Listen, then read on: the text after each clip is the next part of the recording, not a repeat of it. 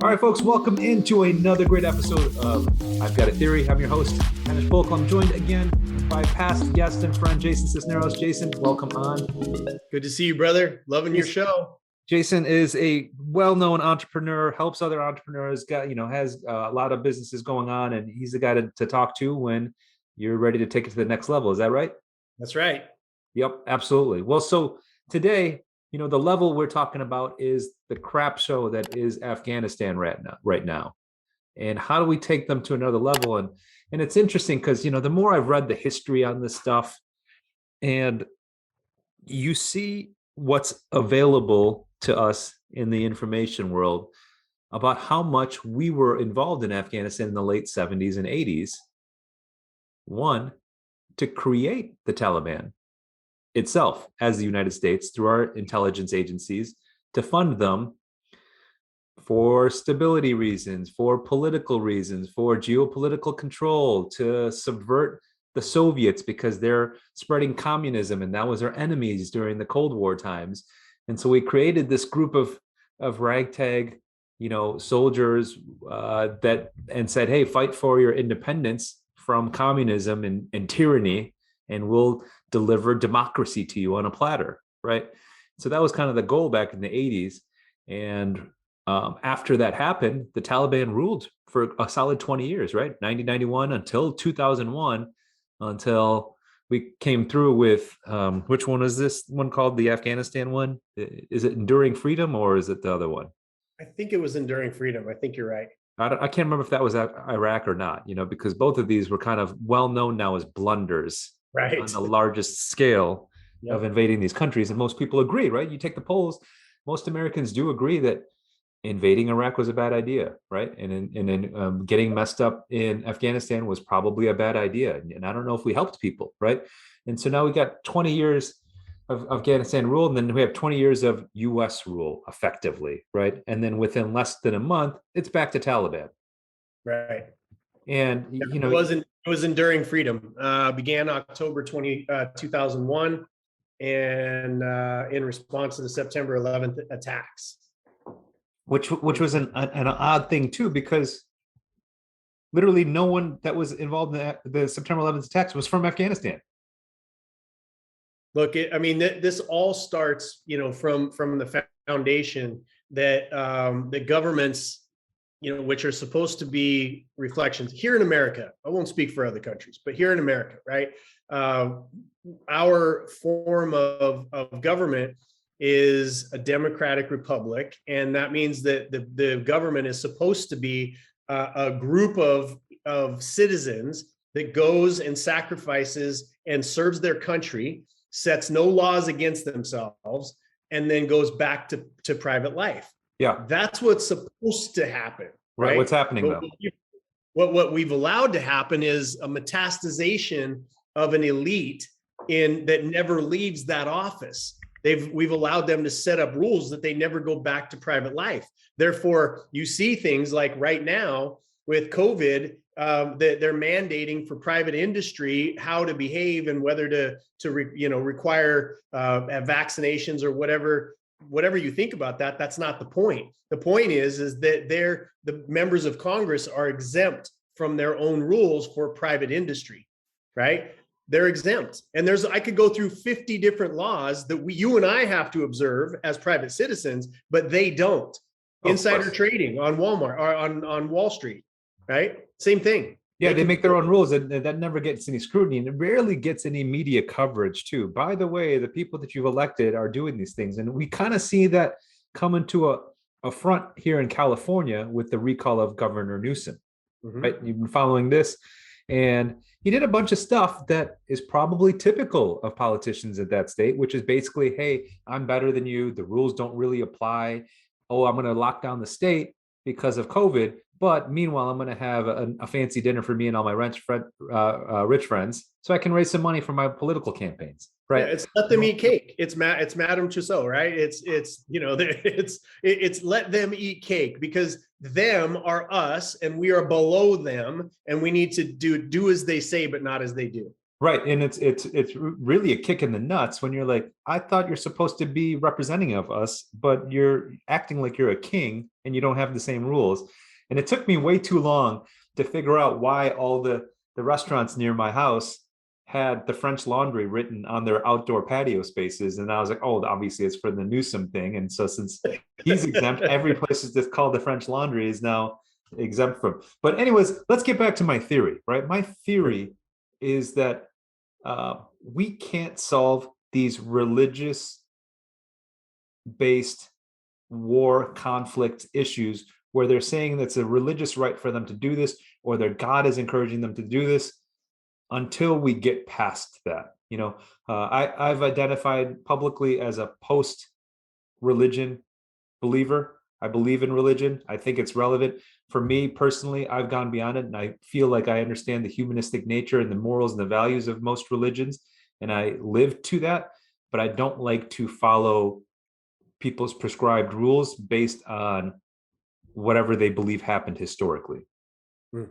Does that make sense? It So does. I'm okay with that. And I grew up Christian and Catholic very strictly. And now I'm finding that I don't like how they weaponize religion to further causes, right?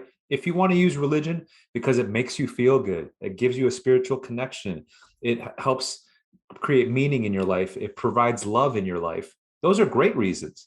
But if you're saying, hey, we need to kill these other people because they believe something different than us, that's where I draw the line, right? And if you have an interpretation that is different than us of something, that we can't be on the same page, and as a result, we're going to take charge and with the use of guns and violence, make sure that you follow our beliefs. And using religion as a way to control people is where I have a problem. Well, it's a bifurcation. Religion is a relationship to God, right? And nobody, not any sane thinking person doesn't realize there's a God, there's a bigger power than us out in the universe. And on the other side of it, it's regiment, right? It's either relationship or regiment. Regiment is used in control of masses of people, and what is used in control is what's happening right now between Democrats and Republicans, between vaccinated, unvaccinated, between Muslims and Christians, between Buddhists, and all of the different divisions that happen. That's not what God is love, right? God is love, and that means that and I just went through this. We just got off an operation where we were going and doing the work that we do in undercover rescues of kids that are being trafficked, right? And so I spent a lot of time in that community. It's CERT Ministries, SERT, Search, Evangelize, Rescue, and Train, Christian-based group of men and women who come together to go ease suffering and to bring freedom to children that are prisoners and being used in the sex trade. And one of the things that he said, which I found very interesting, is he says in the Bible, it says, "Thou shalt not kill." Right? Yeah. And he said the original definition of that is "Thou shalt not murder." Yeah. Because self-defense, there's all these other things that say, that are justifiable, not only in the eyes of the man's law, but also in the eyes of God. And what happens, or what I've seen happen over time, to your original opinion, is that people get radicalized Christians are the worst historically at murdering people until you claim Jesus Christ as your savior. Yeah. And that's murder, right? That's "thou shalt not murder," and especially in God's name, right? So you take the Muslim, all religions can be utilized, because what it does is it takes faith. Right? It takes faith, just like it takes faith for us to believe in our government has our best interests. It takes faith to believe that Amazon and Google and Apple are going to be good stewards of our privacy, right? Yeah. And we see what happens every time that we give too much faith. They build trillion-dollar companies, and we are shut down. Our First Amendment right, for the first time in history, is being taken away by large companies, right? Yeah. And so you see all of this, back to your original idea, is that religion is and can be and has been historically used as a control mechanism. Yeah. Right. Right. And that's because we have to give our faith to it. And that can be manipulated in the minds of people that want to belong to mobs instead of believing that I have a one-on-one relationship with God. I don't need a pastor or a rabbi. I don't need an intercession for me to get to God. It's between me and him, Yeah. right? Yeah. And ideally, that person could help as a counselor or an advisor, but he To be an shouldn't be educator. saying, hey, we got to kill everyone that doesn't believe what we believe. And, if you die in the process, good for you. You get to go to a special type of heaven. Right. Which is, which for people that are believers, that's compelling. Okay, cool. I'll do anything. And if something bad happens, no big deal. God's taking care of me because Yeah. I was doing Got his bidding. 72 virgins, or I've got a fluffy cloud waiting for me, or whatever it is, Yeah, right? whatever your version of that looks like, but now it allows it forces people to have to believe this because if you don't, you're wrong and you're dumb.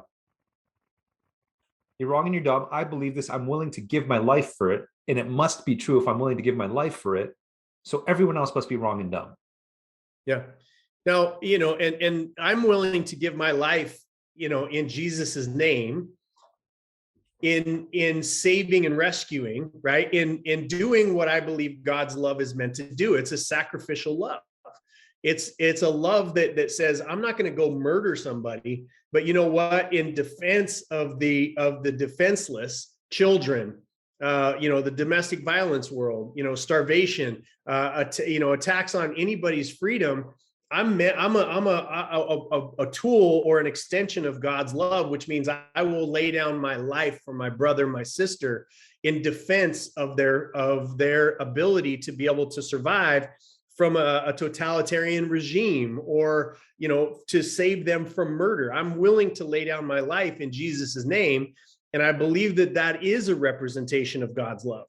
Yeah, Which is that's really super honorable. I mean, I think that solving the trafficking problem is one of the biggest issues out there, and it's definitely one that I can get wholly behind because that's just the lowest of the low. I mean, you're taking kids that are defenseless and abusing them for whatever reasons. That's inexcusable, and I have no sympathy for those people. I was talking to someone yesterday, and they're like, "Yeah, if I heard of someone being sexually abused by an adult, I mean, I would do everything to stop that adult, not short of killing them. Like if it came down to it, that person doesn't deserve to live." And I think a lot of people would agree. Like if you're hurting a small child, physically, sexually, whatever, I mean, that's a line in the sand for me. That's like, okay, the animal comes out. I'm like, I got to stop this person because this isn't the first child they've probably hurt, and it's probably not going to be the last one. Yeah, it's a referendum on our generation, brother. It really is. For us to know that there's 10 million children that are out there being trafficked either for labor or sex, that there's 10 million of them, and we want to fight over defunding police and who gets a vaccination, who doesn't, and these kind of stupid things. It's a referendum. We may be the first generation that leaves things worse off for our progeny than we had it. Yeah, I mean, I feel like that's been coming a long way since the Industrial Revolution. Once we figured out we can burn stuff to create power, it was all kind of downhill from there, right? Now we've been pushed into this imbalance of nature versus man, and nature is doing its best to keep up, but we're still losing species and forest and wildlife at a faster rate than ever. And it doesn't seem to be wanting to slow down. So getting back to this Afghanistan thing, so like I try to like visualize potential good, bad, indifferent outcomes or strategies that could solve this problem. And it's really hard to get away from involving the religious aspect of this, right? It's hard because, a majority of Afghanistan is religious, but probably not extremists, right? And most likely not, because there's evidence that before the Taliban were funded by the US to become the Taliban, right? They were just the Mujahideen, that it was a very progressive, liberal country where women were allowed to get educated and wear dresses and be out and about on their own. And so, that's one of the biggest things that's happening right now is that women are scared for their rights and for their independence and their ability to get education and for them to function in society. without their brother or their father or their husband at their side, right?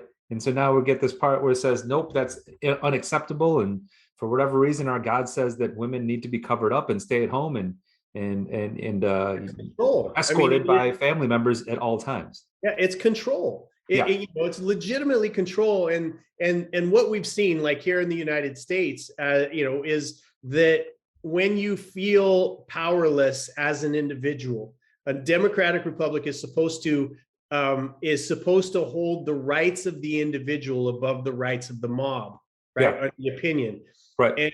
And when you're in a country, we see that how easily that can switch. We saw the BLM riots, right? And they burned down, all, tons of cities and all that kind of stuff. You go to January 6th and you have a group of people protest for pretty much the first time. There was no violence, no weapons, no burning of anything. And they ended up 100 idiots ended up trespassing and going in. And that was the only protest, by the way, where there was a protester, an unarmed protester that was killed, right? And one person died in the entire thing, where so you were meant to mob up, is my point. You had to pick the BLM Antifa side, or you had to pick the Donald Trump side, so to speak, with taking all of those intellectual conversations about both sides having some relevance and both sides being idiots. Well, let's take the relevance and come together on those. Same thing is happening in Afghanistan right now, because the Taliban is there and they're threatening. Anytime you have to threaten somebody with physical harm, your argument sucks. Yes. Okay. Agreed. Every time. It doesn't matter. Right. You have to threaten with physical harm, your argument sucks. If you have to shut down my opinion for yours to be valid, your argument sucks. Yes. Period. And so we take Afghanistan, and now that the guys with the guns are in charge, they're saying, oh, we're progressive. We're going to I can't believe that America is not up in arms over the fact they're going to let women be educated. But here's the rules, because we know that if we go too far right now, it'll swing back to the radical side once everybody's not looking. Right now, the eyes of the world are on Afghanistan. So they're saying, let's make it seem like we're a different Taliban, right? Let's make it seem like we're not religious zealots. Let's go ahead and tell people we're going to let them be educated, but they can only be taught by other women. And they have to have full headdress, cover their faces, full stuff. But they can't have jobs in the private sector. So what are they getting educated for? That they're using it for control so that the men can stay in power. Yeah. Period. Yeah. Right? Period. It's not a God thing. It's not a Muslim religion thing. It is a man wanting to control people that they feel are weak or are inferior to them, because if they let a woman come to full power of full intelligence and full influence, they might take their job, or they might take their position of influence. They might take their word, because women are smarter in other areas, are smarter and better than men in other areas. And men are smarter and better in other areas on their own. Yeah. But they're controlling that so that they can maintain this illusion that they're in control, and they're using God's words, to emphasize the point for people. Well, let's clarify. It's extremist interpretation of their God's words, right? Because there's exactly middle of the line and much more liberal Muslims that don't live like these guys and say we need to behead infidels and stuff like that. They don't think that, they don't think that. Most of them don't. But a few crazy ones that have guns, they're powerful enough to get you to be quiet about it. And that's because free thinking is punished. Right. Free thinking is punished. Questioning. Socrates himself was murdered because he asked questions. Not because he was physically dangerous, not because he was physically threatening, because he was intellectually threatening. Yeah. Because he was spiritually threatening, and he got murdered for it. And throughout history, slaves were made slaves, and the education was taken away from them. You were punished if you were caught reading. If you knew how to read, you were put to death, right? Yeah. They don't want them educated. So it's that people that can do something, because the number of moderate Afghanis, the number of them far outweighs the extremists. For sure. They don't stand together to say, let's crush that. And here's what we're going to do. Because they feel powerless. The extremists are bonded together under a concept that they get, whatever reward in heaven for murdering and doing the things that they do in God's name. And the greater group of people, which could always overwhelm them, including in prisons, by the way, right? There's more prisoners than there are guards.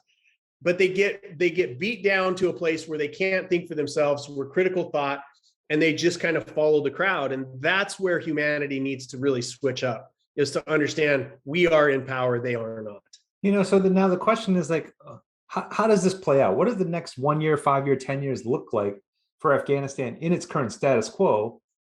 And then what do we understand that the Taliban has won its end game, right? They're in power. And then what? Like, if everyone in your country wants to leave the country and you're preventing them from leaving, you're not doing a good job of recruitment or retention, right? If you just look at this as any kind of organization, right? A country is kind of an organization at the highest level. If people don't want to stay in your organization, you might need to make a change in your organization. You can't just force people to stay there. And then what? North Korea would disagree with you. Exactly. But there's only a few examples. China would disagree with you. Yeah. Right. It's again, and I think that this is where, we have to speak to Americans, because we really do. We're losing it day by day by day. I mean, they're getting into your bank accounts and taking freedom. They're causing these passports. 200 people in a restaurant now in New York, starting today, you have to show papers to be able to eat inside. And if not, they can take you away at gunpoint, right? They can and put that business out of business. But that same 200 people can jump on the subway and not have a passport. They can all decide to go on a plane and fly somewhere without having a passport. They can shop right next door at Walmart and not have a passport, but that restaurant. So we as Americans are that shining light on the hill for people to be self-determinative. And that's the gospel right there, is that God wants us to be self-determinative and be in service or ease suffering for other people. That's the call from everybody's God. Isn't that the issue, though, is that in our democracy itself, the US as the example, it's been proven statistically and otherwise repeatedly that politicians make decisions based on their corporate sponsors more than what their constituents want. Yeah, almost that's what happens in communism, right? Right. Every time they're going to vote in favor and make bills and laws that support the people, that give them the most money for them to remain in that elected position. 100%, which is why the big fight, once the big fight that has to happen for here, which translates to places like Afghanistan, is for us to put term limits in place and get this back to being a government of the people, by the people, for the people. And that's our next big fight. Once we figure out the voter fraud, once we figure out the controls that they're trying to put on for a flu, once they're doing all these things, so that we can be a light and help people understand, look, America's here to fight for your freedom if you're willing to fight for it. One of the things that I heard Biden say, which I can't stand the guy, I think he embarrassed, it's it's going to be a black mark on this country for decades and millennia to come, is his cowardice in how he pulled out of Afghanistan. But what he said was they're not willing to fight for themselves. Which wasn't true. It's not true. And they let the Taliban just kind of march into town and take over. So it's a little true, right? It's a little true that you had more of these people and they started to try to demonstrate, and there was fire, they got fired on. Look, they weren't there. There has to be at some point in time where you say, I'm laying down my life for what's right for my children and for my grandchildren and for people to go ahead of me. From what I read onto that, the Taliban met with the Afghanistan military and said, look, it's not looking good for you guys. Just lay it down, walk away, and call it quits, because otherwise you can get massacred, right? And so I think they made that calculated decision and said, shoot, we're outnumbered, we're outgunned, we're outmanned. Do we want to just become martyrs for no good reason, or live to fight another day? That's the tough thing. Right? 300 people, 300 Spartans stood up to the entire Persian army, right? 300. It doesn't take that much. When we got our freedom here in America, there was less than, I think, 5% of the country that was engaged in disengaging from England Yeah, and Great Britain, right? right. It's a small group of people. Had a small group of people stood behind their military, had the military come together, and had they had the fortitude inside of them to say, you know what, death is better than slavery. Yeah, Okay. And that's what has to seep into the hearts and souls and cells. Yeah, my death, if I stood in front, it may look like it would, because they might have overrun us anyway. But you yeah, know what? My death, I would rather die in that instance than to be a slave to other people. yeah. Yeah, that's And true. And it's odd that that the U.S. gets involved in all these kind of things for building freedom and democracy building. When I've been learning more about the history of the world, especially colonialization, right? The UK, Portugal, Spain, France, Netherlands, all these countries in Europe had colonies all over the world, right? And at one point, I think in the 1800s, it was known that the United Kingdom had 50% of the planet in their empire, right. right? And then what wasn't really talked about in the history classes when we were growing up, but you're hearing about nowadays a little bit. And I got this from a Vox video, which was really interesting. It was talking about the stuff that's in the Museum of England, or the British Museum or something like that. And they're like, unquestionably, at least half of the artifacts in here were stolen from countries that want that stuff back. And Yep. so, prime example, India, where I'm from ethnically, they said that the 350 years that the English ruled India, they stole today's value 45 with the T trillion dollars worth of goods from India to enrich Europe, and to enrich UK. And I remember hearing something on one of my favorite, TV shows, an older version of it, that Top Gears. They're like, oh, British invented everything in the world. I'm like, yeah, that's because you guys had so much money and so much stolen goods that you were able to specialize and have people that only focused on inventing and discovering things, because that's a luxury item that most countries couldn't afford when you raped and pillaged them to nothing. And Afghanistan falls within that crux. Maybe they were fine just being mountainous people, but when you found out that there's oil through there, or that you need to get oil through there, or that it's a trade route, now it becomes of political importance. And now you got to figure out how you can get it in control, how you can chop up the lines, how you can um, you know use religion or whatever you need to control the population and have them subservient to you. And that's when it causes these problems, right? Because now we're chasing profits at the cost of people's lives, livelihoods, the planet, and your way of living. Yeah, but America doesn't do that, right? I mean, you're talking about Afghanistan, forget oil for a second, lithium for the batteries for electronic cars and all the other stuff that's going on. The richest country on the face of the planet for lithium. So guess who they partnered with? China, because China has no natural resources. Okay. But at the end of the day, what the question is, when you compare that, America doesn't go into these countries and enslave its people and take its natural resources. There's deals made, of course, right? There's deals made. We would love some oil, blah, blah, blah. Trump was famous for saying, why don't we just take the oil? And that's a place where I diverged from him to say, we can make a deal and say, for your protection, we can get special prices, but it's theirs. You can't just take somebody's natural resources because you want to, Yeah. right? That I diverged from him on that subject because that makes us no better. The thing that has kept America great in my mind is that we don't colonize places and we don't take over. We don't kill them because they're not Christians. We don't kill them because, all these other kind of things. We go in legitimately to spread the idea of self-determination. Right? Yeah, I mean, I'll disagree with you a little bit, just because I've been learning a little bit more about territories that we've got. We call them territories, we don't call them colonies, but like Guam, prime example, right? Puerto Rico, right? We've got these places that we've taken because of prior wars, prior battles, Spanish-American battle, or the Japanese battles or something like that. Hawaii, prime example. I mean, we basically did take Hawaii, right? For military advantage. Same with the island of Midway. There were original people on there, and they were relocated, or something happened to them. Same within Guam, so you hear about these places, but it wasn't as ubiquitous, right? It wasn't as common as it was during the 17 and 1800s or 1600s even, with Portugal and the UK and all these countries that took on so much of it. And we see this happening in Africa in the last 100 years of people chopping up and taking pieces of Africa, right? They're like, oh, it's right for the taking. We got to take control of it. And they've been slowly starting to give it back a little bit, but not before they stole a bunch of stuff from them and stole resources.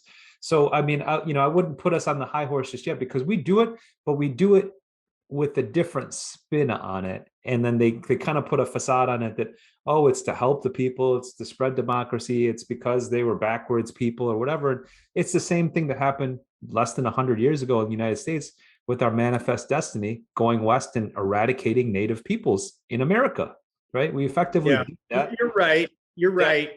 So it's a gray area, but it wasn't as you're bad right. as yeah.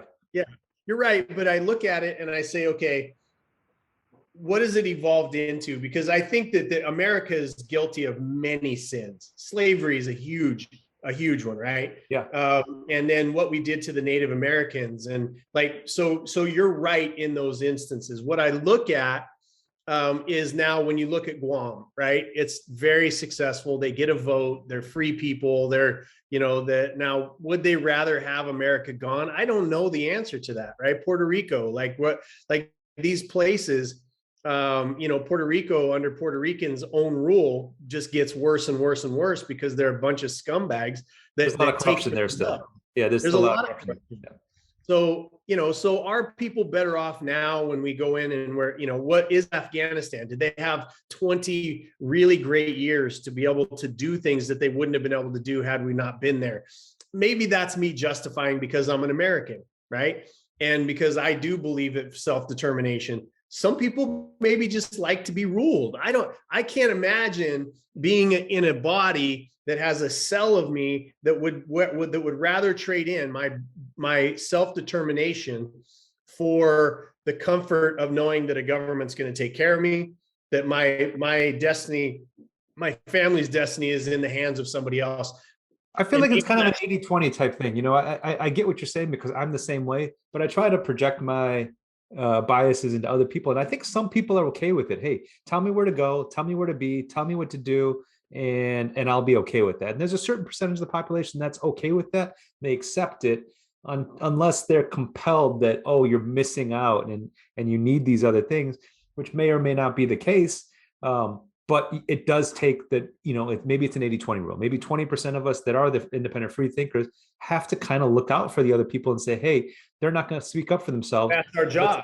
That's the job. We're supposed to be the call on our heart and the call on our souls. I believe is that we are meant. Those of us that are strong in spirit. Some of us are strong spiritually. Some of us are strong physically. Some of us are strong financially. Some of us are strong in influence or power or whatever it is.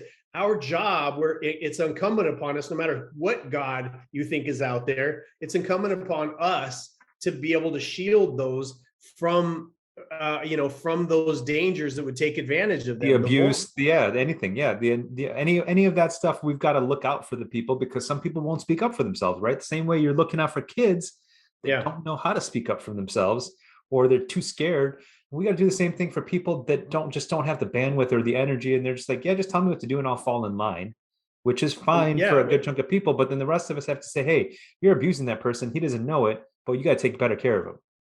Well, I think, again, our generation, how you treat your elderly, which the United States of America treats our elderly like crap. Relatively speaking, you're right. Yeah. Relatively speaking, we treat them like crap. We don't respect, we don't take care of, it's like, okay, now you're past a certain age, you're done. And we don't want to handle that anymore. And our children, and we're doing a terrible job of it right now, right? We're doing a terrible job on both accounts. Yeah. So, I think, when it comes down to it, I think your listeners are looking for, okay, this, there's a lot of talk around these kind of things, but what do you do? And I think that the Lions call for most of us is to do what we can in service of other people with whatever resources we have available to us. Right. Yeah. And that's the call on our lives. Yeah. We got to help, and I think that's one of the reasons why there's so many coaches out there, right? Not someone like you that's an actual successful person. People that says, hey, hey, I'm going to help other people. Obviously, I want to get paid for it, Right. but you get a lot of satisfaction from that, right? So there's not just that, hey, I'm going to get paid 150, $350 an hour to help someone achieve their goals, but also I get that personal satisfaction that if I'm helping someone, I get that little hole in my heart that says, hey, you've done something good today, filled. You fill your Mhm. bucket, as they have in the kids' books that I read for my kids, because you helped someone out. You help them achieve their goals and stuff like that. And ideally, that solves a lot of problems. I meet a lot of people like, hey, what do I do? What should I do? Because they want to get into real estate. And I'm like, look, real estate isn't a pretty job where you just drive around in fancy cars and show nice houses. It's a grind. You got to look at it as a way to help people, and that'll help you justify your daily actions a little bit better. I'm going to help someone buy a house or sell it and achieve their goals for their family or their financial freedom or their wealth creation or whatever it's going to be, versus having this image that it's this flashy job that you get with driving a Benz around all the time, right? Yeah, it's the idea that people are lazy and they want the easy pill, Yeah. right? Which is why they pay tens of thousands of dollars to go listen to these, speakers from stage, and that are going to pump them full of sunshine and rainbows and say it's easy, and in 7 steps you're going to be a multimillionaire. It's all bullshit, right? It's a lie, because the lie is sexier because it means that I don't have to change. I just need to know the secret to how to do that.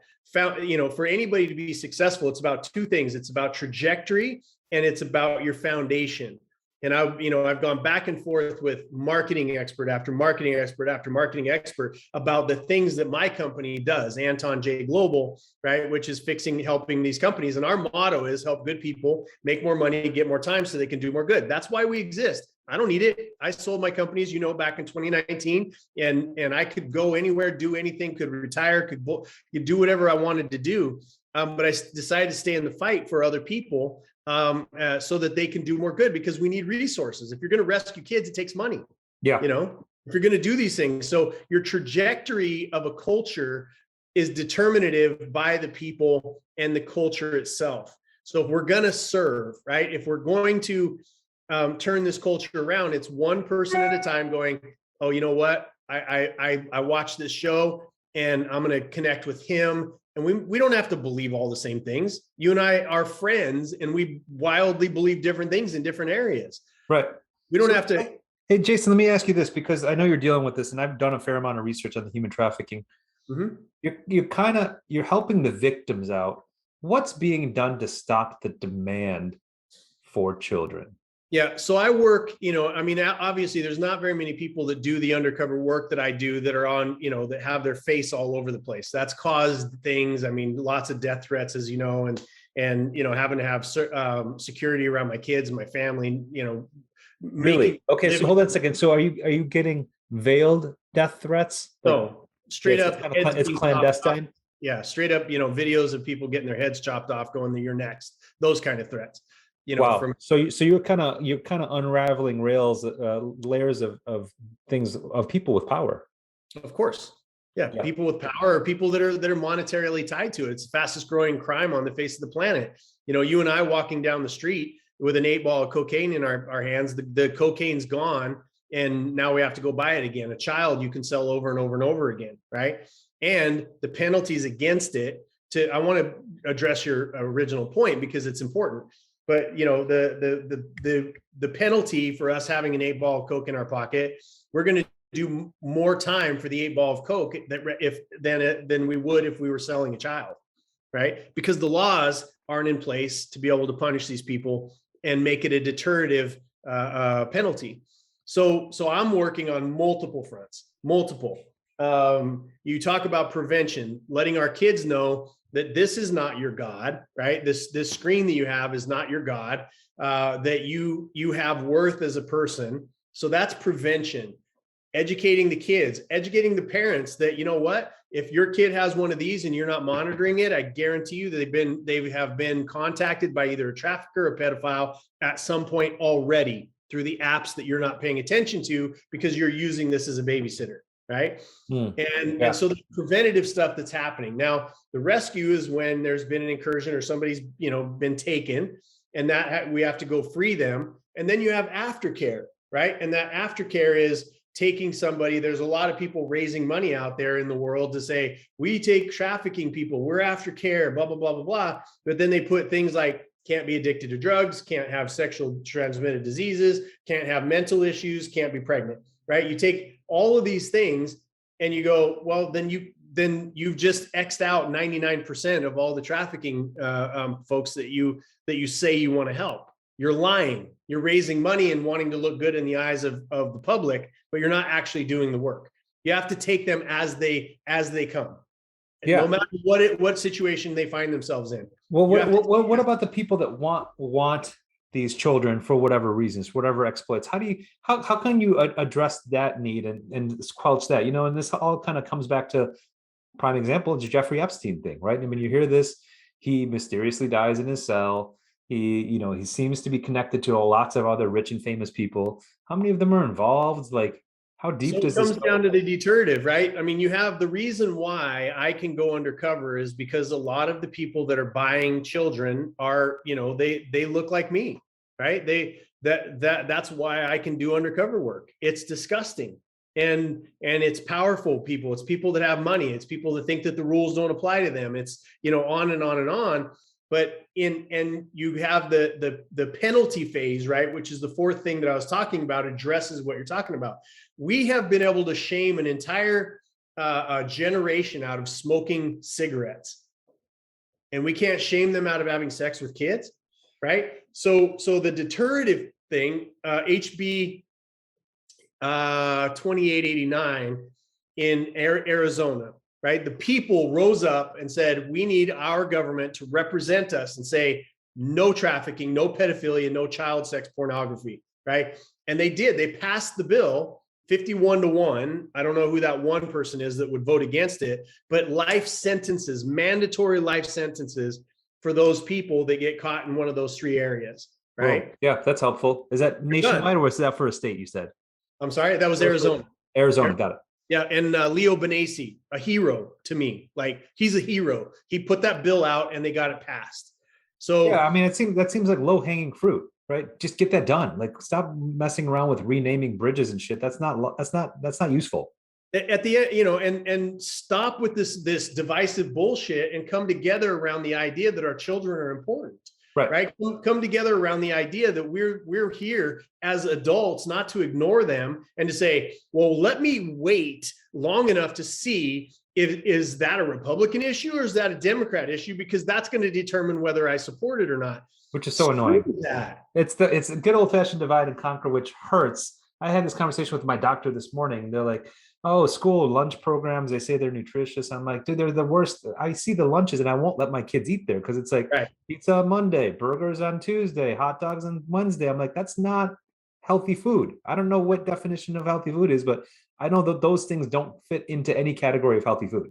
Yeah, it's somebody signing a contract and somebody getting paid for that contract and somebody that money going into their pockets personally. And apparently there's not enough money for us to feed our kids properly, even though we're the wealthiest country in the world. We got plenty of money for missiles and bombs and tanks. You can feed everybody. This is the other thing. I'm the CEO of Feed a Billion. You could feed every person healthily in the entire world. It's distribution and power that disallows it.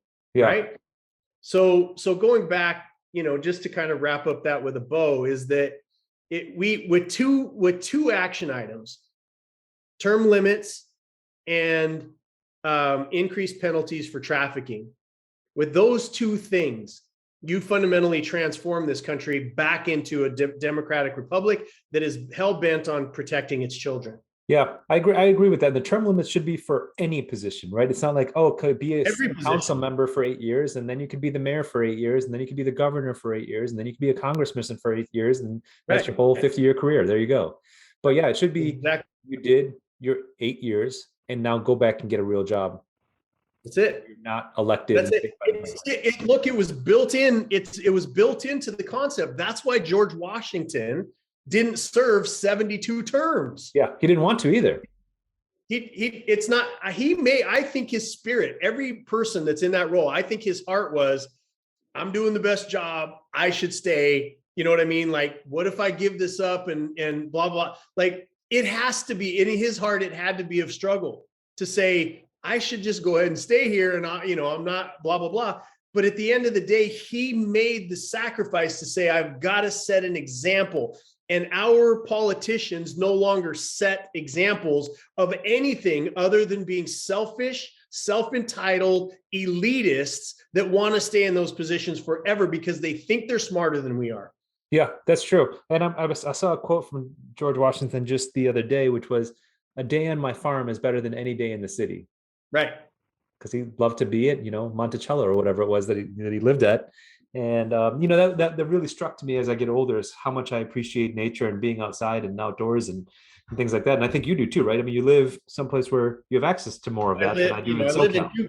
I live in two places. I live in Salt Lake City, which is the mountains, and then I live right where I'm at right now is in Charleston for the ocean. I love being outdoors, right? Yeah. And it's, that nature piece of it. And it's funny because I'm in the public eye a lot, right? On stages and podcasts and doing the things that I'm doing.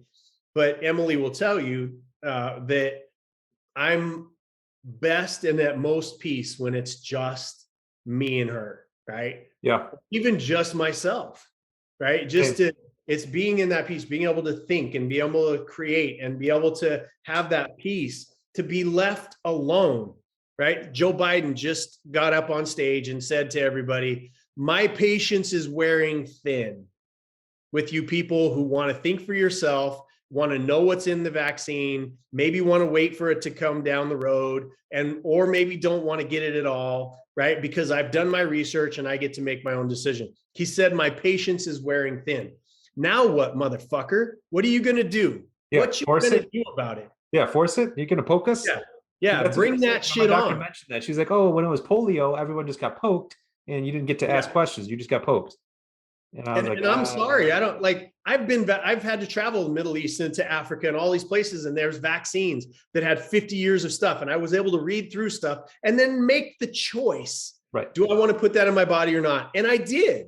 Right. But now I'm looking at all this stuff and you want to force people to get it if for no other reason, because I heard it said at some point in time online, a pandemic does not need what do they call it? A PR campaign. A pandemic does not need a PR campaign. Right. Either it's bad and everyone agrees, or it's not that bad and you're okay with it. The death rate's gone down so much that I don't know if it qualifies as a pandemic anymore. Right. Should we be scared of getting COVID, or are we supposed to be scared of getting COVID and dying? Because I feel like that ship has sailed. It is completely sailed, right? They had a guy show up in a bee suit and he said, you know what? And he showed it, he showed up in his bee covered shirt or suit. And he goes, I'm going to wear this around because I have the same exact percentage of dying from a bee sting than I do of dying from COVID. Yeah. Right. And you look at it and you think to yourself, this is free thinking people. You go, people are being forced through the government to take an experimental jab. Oh, it's got FDA approval. Screw that. That's a lie. Number one, it does, but that doesn't mean that it's safe. Right. And on the other hand, you've got ivermectin. You're forcing people over here, and ivermectin you can't keep on the shelves because people are taking it for themselves. You Correct. Can't keep it on the shelf. Force and can't keep on the shelf because of people using it. Right. Yeah, I mean, I agree with you on that. And I did the same analysis with the bee suit as from falling from a standing height for people that are over 80 years old. I did the numbers in San Diego. There was more people that died from falling from a standing height at over 80 as did COVID. And I was like, we don't force people to wear helmets, and that would save a lot of people from brain injury, from deaths. Look, it's unbelievable, bro. Like, I mean, this is the stuff what I'm just screaming out saying, stop buying the bullshit. Don't stay silent anymore. Stand up and say, you know what? Okay, so you want to hold me to a higher standard for my COVID because if I don't take a shot, I'm killing people around me, right? Right. Okay. How about, because it's an expense on society, right? How about the people that smoke that can't cover themselves? They get lung cancer. Right. Yep. So now I'm going to make a judgment. Hey, do you smoke? Okay, I'm not going to serve you in this hospital because you're making a personal choice. How about diabetes? How about heart disease? How about let's obesity? the way that you eat. or obesity, right? Let's look at the way that you eat. You are a drain on society if you're not taking care of your own health, period, end of sentence. But we don't judge people and say, you can't come in my restaurant because, because you're a smoker. Not that you're smoking, but you're a smoker. You can't come into my place of business because you eat hamburgers too much, right? Yeah, that's the thing. I had that conversation with the doctor this morning. She's like, "Well, you can't tell farmers that they can't keep growing the things that they keep growing." I'm like, "Sure, you can. You just change the way the government subsidizes them, and Right. subsidizes them to make something healthier than Right. just cooking up cattle farms and raising forests and dispensing methane and whatever all the other effects are." GMO. You can't you take somebody that's running Monsanto and you make him now part of the government that sets policy for people like Monsanto. It's wrong. It's Our so government is so wrong. Yeah, fucked. they don't ever cover it, and it gets me fired up, and I get angry about it because I'm like, this isn't solving the problem. And so, yeah, I mean, we could chat for hours about that, but man, it is fire. I mean, I want the goal is that people think about this, research it, say, does this make sense? Whether it's Afghanistan, whether it's COVID, whether it's the vaccine, whatever decisions we're making, is this the best for people? Is this for the best for the people that I know, or is this best for corporations that are trying to make a profit? Or make your own decision and I'll leave you alone. I'll make my decision. You leave me alone. Exactly. Let me leave people, your audience, with a lot of great hope, because what I've seen happen, I'm on these speaking tours, different patriot groups, all these different stages, and talking about freedom as as a whole. Coast to coast, this country is awake. Coast to coast, the civic duty has been re-inspired in everybody, and I think that's the call of your show. Yeah, it is. It's to kind of figure it out and learn and look and listen. And it's hard because you've got to look for more than what you're seeing. And if you see what you see, think there might be another perspective and just look at the other perspective too. Just And to use see your voice. understand it. Yeah. Use your voice, speak up. When you see shit that doesn't make sense, say it doesn't make sense, because that, if you don't exercise your First Amendment, you will lose it. Yep, that's true. Jason, another awesome episode. I really love spending time with you on this kind of stuff and shaking some things up. Appreciate you joining me. Another great episode of I've Got a Theory. We'll catch you on the next. Thank you for your show. Thank you for your constant questions that are really, they really drive people to think about things. And I love your show, and I appreciate what you're doing for humanity. Yeah, my pleasure. I love doing it and having smart people on and chatting about it and get people to raise some awareness and question some things. Amen. So thanks, Jason. Thank you, brother.